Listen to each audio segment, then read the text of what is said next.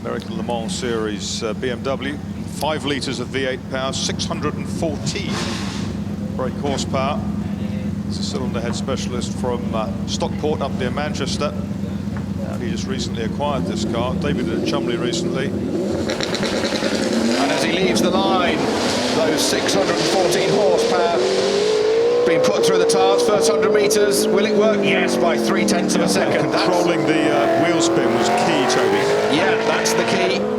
Trying to get some heat into the tires before he came to the line. A little bit of a wag, a little bit of oversteer.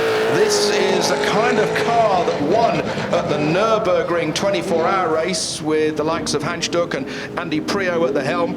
And as the E46 BMW comes into view, ex-Hans Stuck car, this ex-Boris Said car, this car.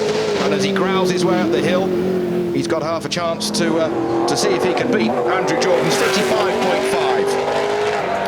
Yeah, he's down, isn't he, on the second split. He's got a lot more power and a lot more aero than a British Touring Car Championship spec machine, so should be up there. That just shows you what a quality driver Andrew Jordan is. And maybe a lot more weight. It is the enemy of a hill climber. 59.78.